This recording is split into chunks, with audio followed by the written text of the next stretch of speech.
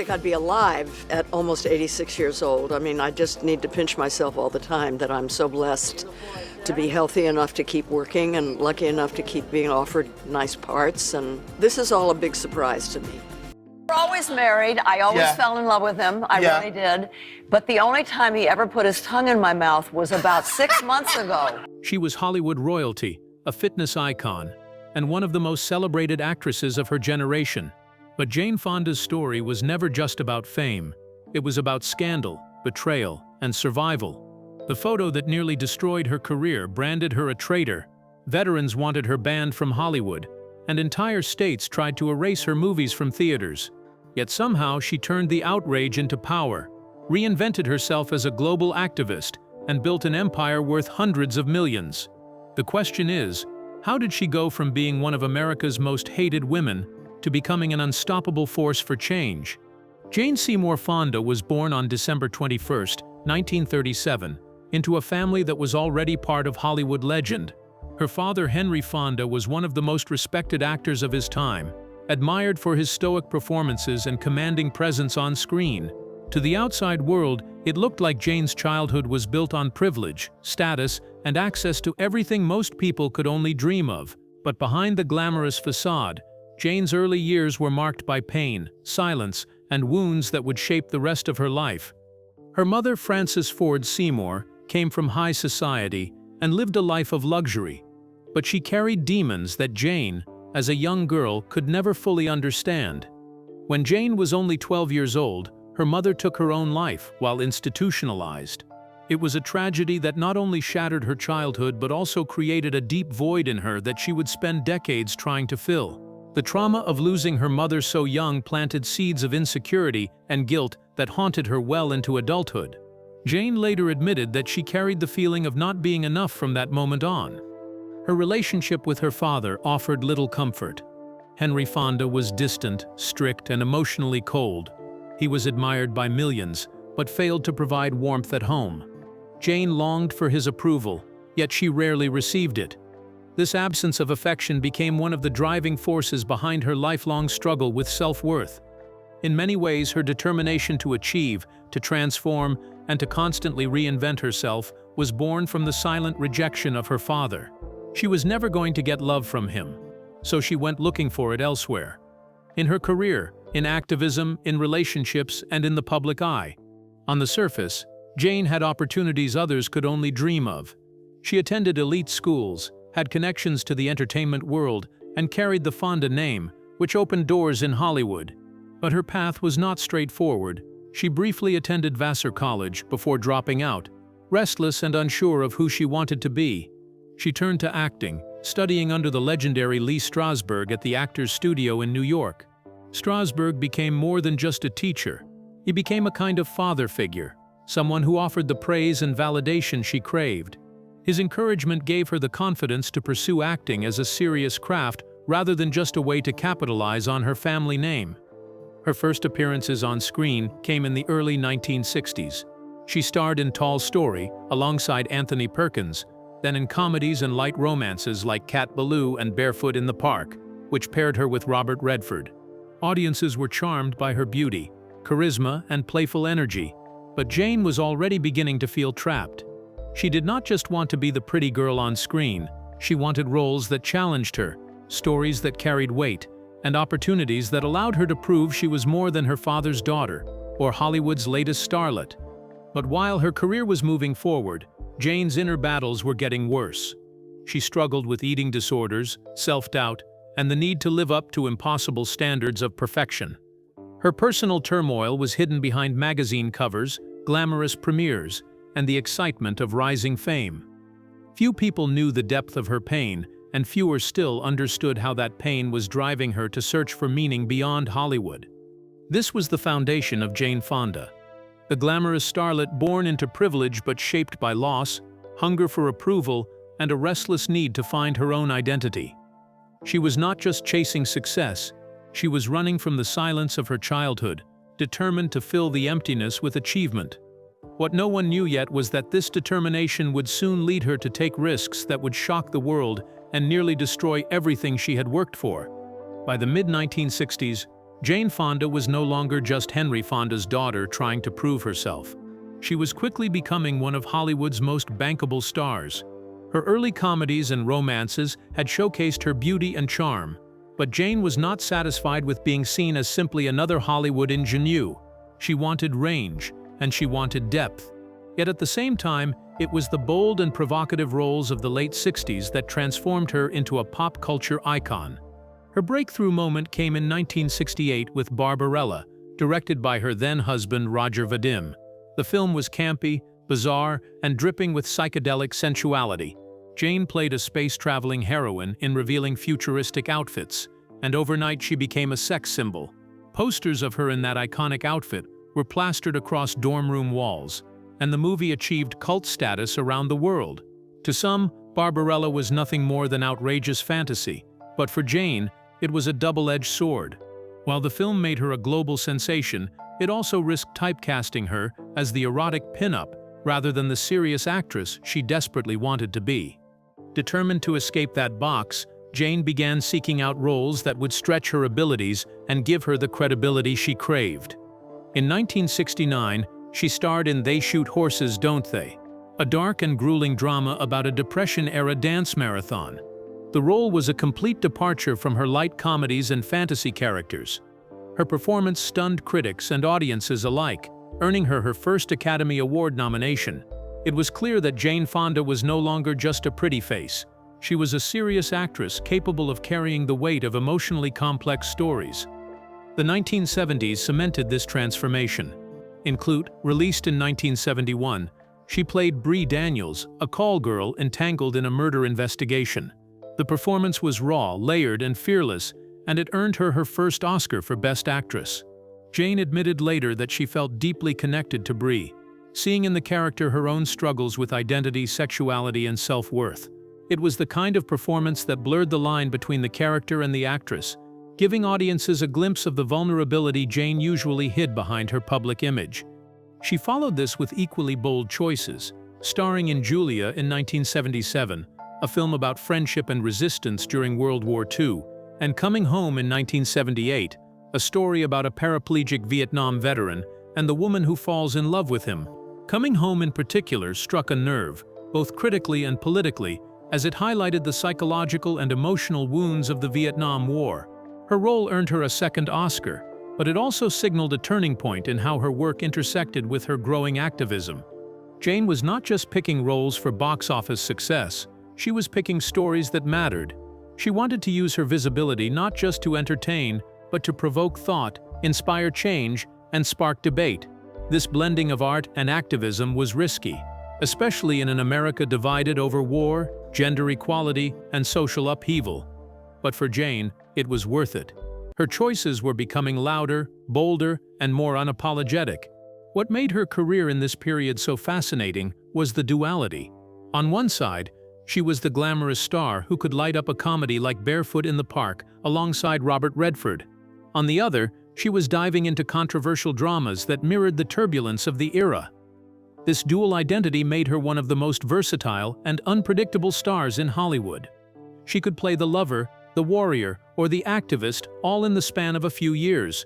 But while her professional life soared, her personal choices would soon place her at the center of one of the most polarizing scandals in American history.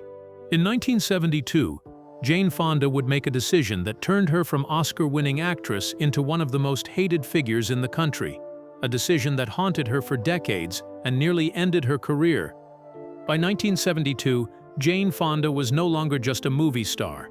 She was one of the most outspoken public figures in America. The country was still deeply divided over the Vietnam War, and Jane was becoming a lightning rod for controversy.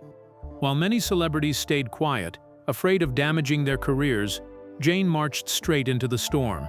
She gave fiery speeches, supported returning veterans who opposed the war, and aligned herself with the growing anti-war movement. For her, silence was not an option. She had watched the government pour young lives into a war she believed was unjust, and she was determined to use her fame as a platform to fight back. But in doing so, she made a decision that nearly destroyed everything she had built. That summer, Jane traveled to North Vietnam as part of a peace delegation. Her intent, she later explained, was to see the war's impact on civilians and call for an end to the bloodshed. But what happened during that trip became one of the most infamous moments of her life. On July 7, 1972, during a staged press event, Jane was photographed sitting on a North Vietnamese anti-aircraft gun, a weapon used to shoot down American planes.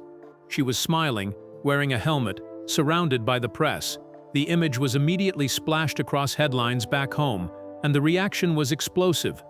Overnight, Jane Fonda went from respected actress to Hanoi Jane, a nickname that would haunt her for decades. Veterans groups branded her a traitor. Politicians called for her arrest.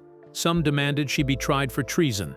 States like Maryland attempted to ban her movies from theaters, and her career was effectively blacklisted in large parts of the country. To those who had sons, brothers, or fathers fighting in Vietnam, the photograph felt like a betrayal they could never forgive. Jane quickly realized the gravity of what had happened. She later admitted that it was the biggest mistake of her life, describing it as a 2-minute lapse of sanity that she would regret forever. In her memoir, she wrote that as soon as the flashbulbs went off, she thought to herself, "Oh my God, it looks like I'm trying to shoot down American planes." She even begged her interpreter to stop the pictures from being published, but it was too late. The damage was done. The photograph became permanent proof, in the eyes of her critics, that she had sided with the enemy. For years, Jane tried to explain that she had never intended to insult American troops. She insisted her fight was with the government, not the soldiers. She repeatedly apologized to veterans, acknowledging the pain her actions had caused, but the forgiveness was slow, if it ever came at all. To this day, some still view her as a symbol of betrayal. The nickname Hanoi Jane became a scarlet letter she could never fully shake, no matter how many films she made, no matter how many awards she won. The scandal marked a turning point in her life. She could have retreated from the spotlight, abandoned her activism, and tried to repair her image quietly. Instead, Jane doubled down. She continued to protest, continued to speak out, and continued to take roles in films that reflected her political beliefs. It was a gamble that many believed would end her career, but Jane was not interested in survival alone. She was interested in reinvention. What makes the Hanoi Jane scandal so remarkable is not just the backlash it caused, but how Jane used it to fuel the next phase of her life. While others in Hollywood tried to distance themselves from controversy, she embraced it. She refused to let one photograph define her entire legacy, even as it followed her everywhere she went. The fallout could have broken her, but instead it became the catalyst for her transformation into something far bigger than a movie star. Yet as the hatred grew, so did her determination to reshape herself.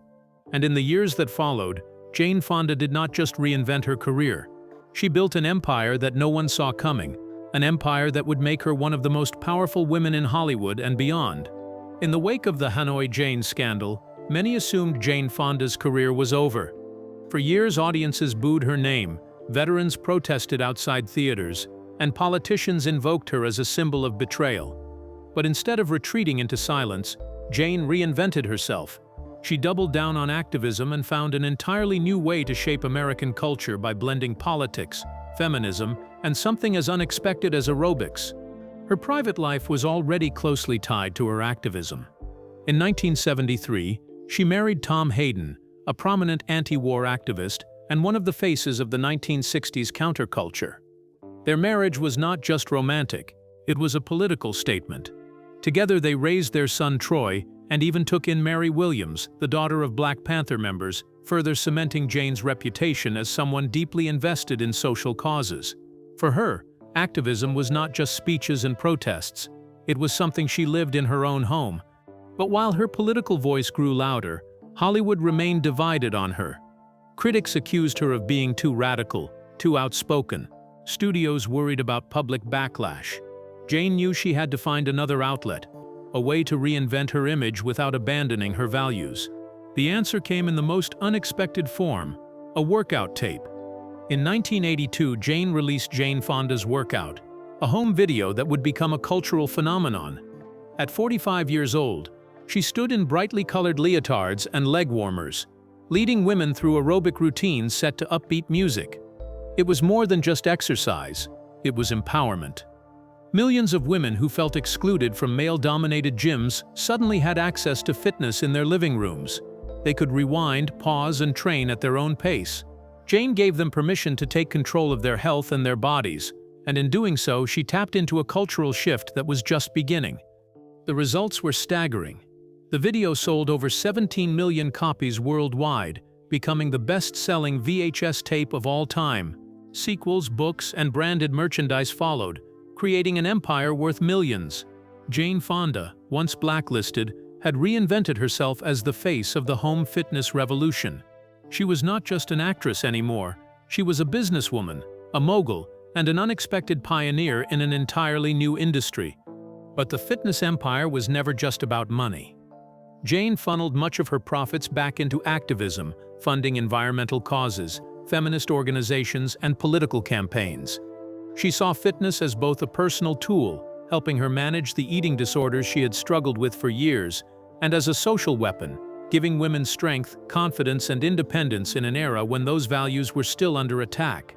The leotards and leg warmers became symbols of something bigger than workouts. They represented resilience. Of course, even this reinvention drew criticism. Some accused her videos of promoting unrealistic body standards, pointing out that the women featured were overwhelmingly thin and white. Jane herself acknowledged her complicated history with body image, admitting that her bulimia and perfectionism haunted her well into adulthood.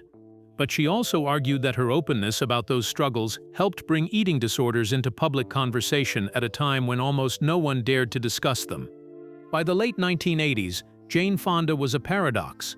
To her critics, she was still Hanoi Jane, the woman who betrayed America. To her fans, she was a feminist, an activist, and the queen of home fitness. To Hollywood, she was proof that a woman could be beautiful, outspoken, and financially powerful all at once. She had not only survived the scandal that nearly destroyed her career, she had transformed it into a new chapter that made her more influential than ever. Behind the cameras, the fame, and the brightly lit workout studios, Jane Fonda's personal life was anything but simple. Her relationships, marriages, and family struggles often mirrored the turbulence of her career. Dramatic, controversial, and constantly evolving. If her films and activism showed the world one version of Jane, her private life revealed a woman who was still searching for love, acceptance, and identity long after she had become a household name. Her first major relationship was with French director Roger Vadim, whom she married in 1965. Vadim was famous for his glamorous, hedonistic lifestyle, and for directing women like Brigitte Bardot in provocative roles. With Jane, he did the same, casting her in Barbarella and helping to create the sex symbol image that made her an international icon. Their relationship was as much about art and image as it was about love, and though they had a daughter together, Vanessa, the marriage did not last. By 1973, they had divorced, and Jane was already moving in a radically different direction. That same year, she married political activist Tom Hayden, one of the most prominent voices of the 1960s anti-war and civil rights movements. This was not just a Hollywood marriage. It was a partnership rooted in activism.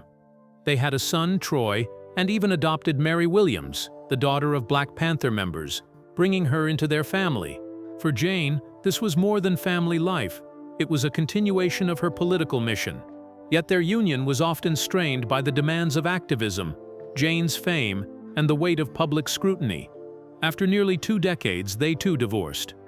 Her third marriage might have been the most unexpected.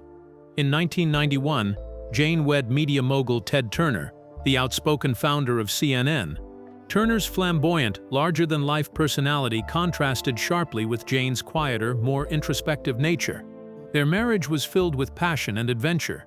Jane credited Turner with bringing out her spontaneous side, but it also came with challenges. Ted was restless, constantly moving, constantly seeking the next thrill, while Jane was increasingly drawn inward, searching for spirituality and meaning. After 10 years, they divorced in 2001, but Jane always spoke warmly of him afterward, calling him one of the most important loves of her life. Later, she entered a long-term relationship with record producer Richard Perry, which lasted from 2009 to 2017. When that ended, Jane publicly embraced being single, something she described not as loneliness, but as liberation. She explained that for the first time, she no longer needed to be defined by a man or by love. Instead, She valued solitude as a source of creativity, strength, and clarity. It was a declaration that marked her personal evolution from the insecure young woman who had once longed for her father's approval to a woman confident enough to stand entirely on her own. But these relationships only tell part of her story. Jane was also navigating battles within herself. For years she struggled with bulimia, low self-esteem, and an endless cycle of perfectionism. She has spoken openly about how therapy and feminist literature helped her redefine her identity beyond the roles men, Hollywood, and society had placed on her. Her activism, her fitness empire, and her later spiritual awakening were all, in part, responses to these private struggles. She was constantly reinventing herself, not only to the public but also to herself. Her children and family ties also reflected this duality. Her brother Peter Fonda became a counterculture icon with Easy Rider, while her niece Bridget Fonda carried on the family tradition in the 1990s. But Jane herself often described her relationship with her father as the most defining and most painful of her life. Even when they worked together on Golden Pond in 1981, a film that won Henry Fonda an Oscar, Jane admitted she was still searching for his approval. That tension never truly disappeared, shaping the emotional complexity that defined her both as a daughter and as a mother. Jane Fonda's personal life was never clean, never perfect, and rarely quiet, but much like her career, it was marked by reinvention, resilience, and a refusal to be defined by failure. Every heartbreak, every divorce, every internal battle became another chapter in a story that was far bigger than Hollywood. For most celebrities, brushes with the law are a source of shame, scandals to be covered up or erased. For Jane Fonda, however, arrest records became part of her resume, evidence of her lifelong commitment to putting her body on the line for causes she believed in. From the Vietnam War protests of the 1970s to the climate justice movement of the 2010s, Jane did not just sign petitions or give speeches. She stood at the front lines, willing to be handcuffed again and again. Her activism was not symbolic, it was personal, relentless, and often dangerous. Her first major arrest came in 1970 at the Cleveland Hopkins International Airport, when she returned from Canada after giving an anti-war speech. Customs agents found a bag of pills in her luggage and accused her of drug smuggling. She was booked, fingerprinted, and photographed in handcuffs, images that made national headlines. But the so-called drugs turned out to be nothing more than vitamins. The charges were dropped, but the image of Jane as a radical troublemaker stuck. For many Americans already angry at her outspoken opposition to the Vietnam War, this was confirmation of everything they believed about her. Instead of backing down, Jane wore the incident like armor, a preview of the battles to come. Over the decades, her record of civil disobedience only grew. She joined protests for Native American rights, marched for women's equality, and pushed for prison reform. She was surveilled by the NSA under Project Minaret, a secret and unconstitutional program that tracked prominent activists. Yet none of the scrutiny silenced her. If anything, it fueled her determination. Each arrest was not just a headline, it was a message that she was willing to face consequences for speaking out. By the time she reached her 80s, most assumed Jane would finally slow down, perhaps retire quietly into a life of comfort and reflection. Instead, she did the opposite. In 2019, at the age of 81, Jane launched Fire Drill Fridays, a series of weekly climate protests in Washington, D.C., inspired by Greta Thunberg and the youth climate movement.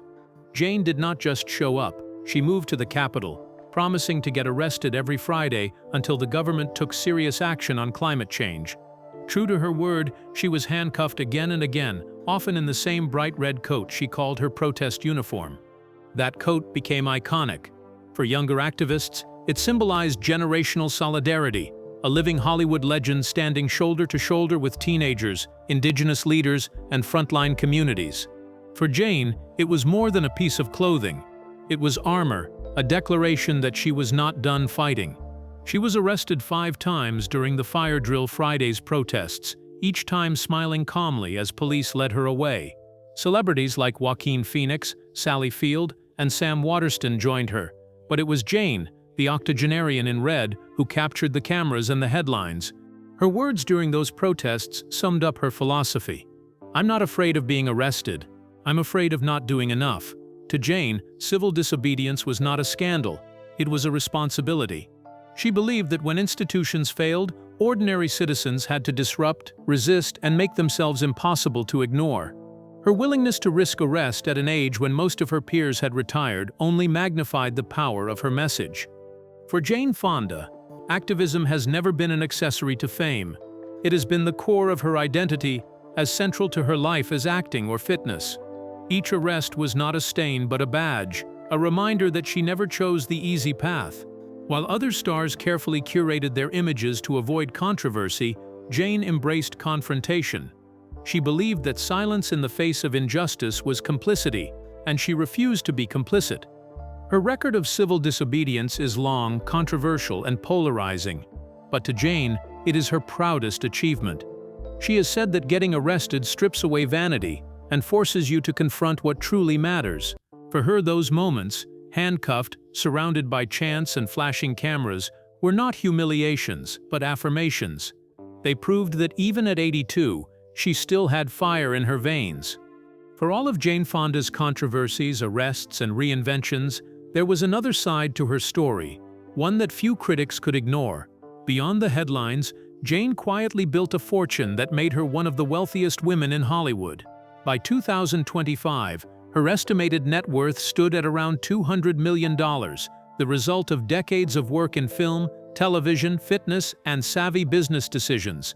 It was an empire built not only on acting talent, but also on her ability to constantly adapt to new eras of culture and commerce.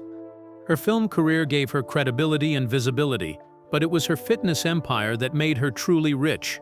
Jane Fonda's Workout was not just a best-selling VHS, it was the cornerstone of a franchise. Sequels, books, audio programs, and branded products poured in revenue through the 1980s and 1990s, all while reshaping how women thought about health. Millions of women across America did not just see her as a star, they saw her as their personal coach. The royalties from that period alone made Jane financially independent in a way few actresses of her generation could claim. But her biggest financial windfall came from her third marriage, to CNN founder Ted Turner. When their relationship ended in 2001, Jane walked away with an extraordinary divorce settlement. Reports placed the figure at around $100 million, a combination of cash, stocks, and property that gave her the kind of financial freedom most celebrities only dream about. Turner remained a close friend, and Jane even credited him with helping her embrace adventure and spontaneity. But financially, their parting secured her status as not just a celebrity, but a mogul. Her real estate portfolio reflected that wealth.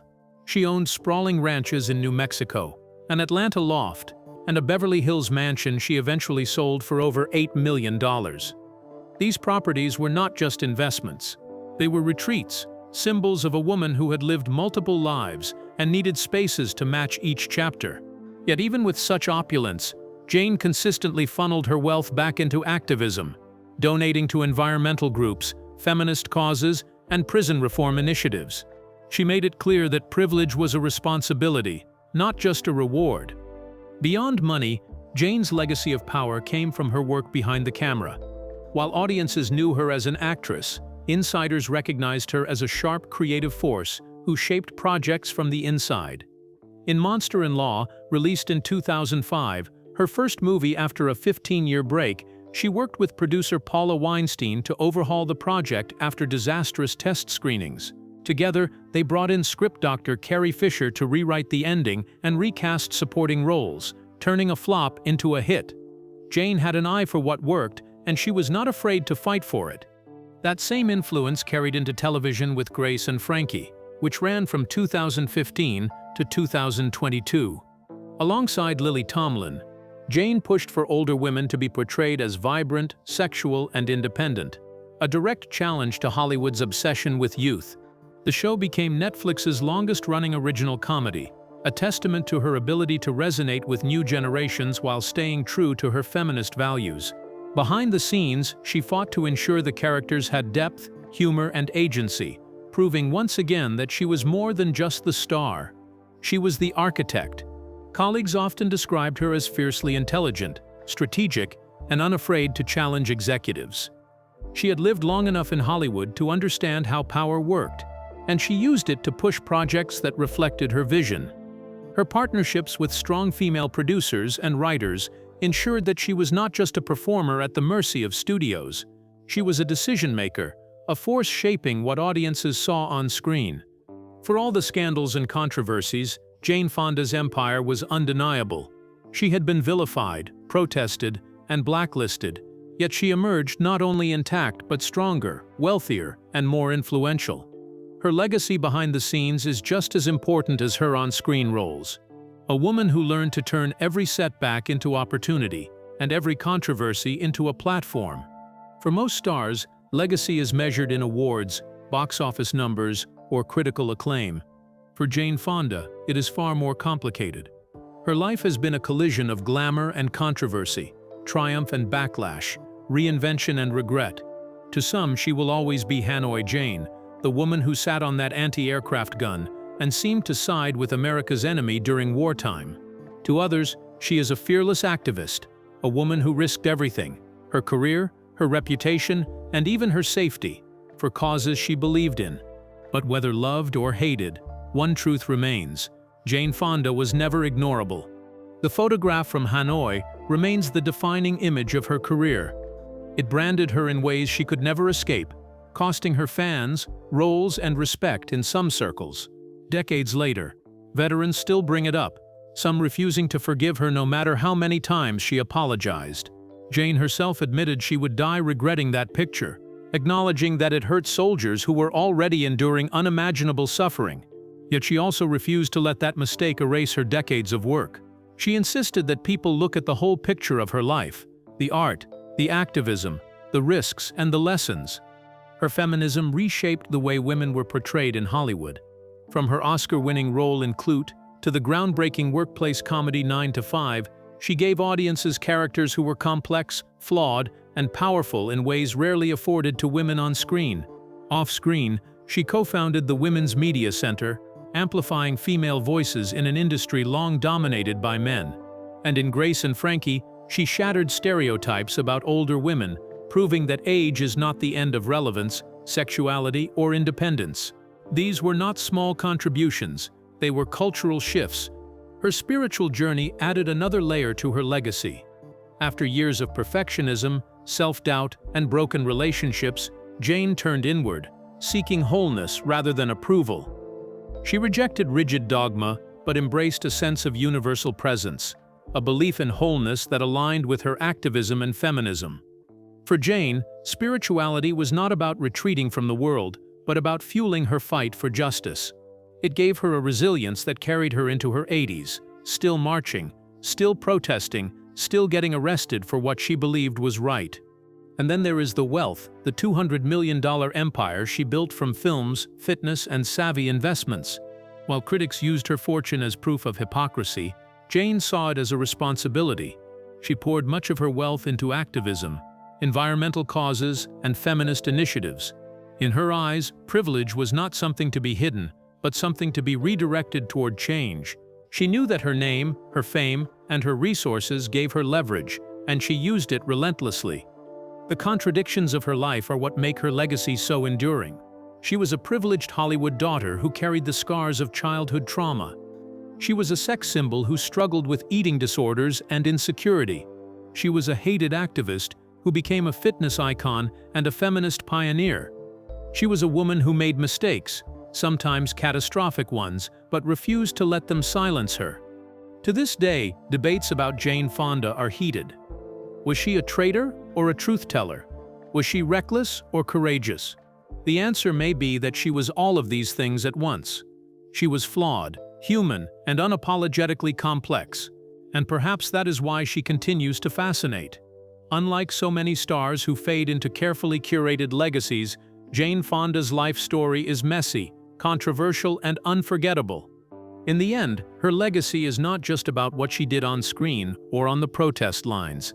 It's about the fact that she refused to be one-dimensional.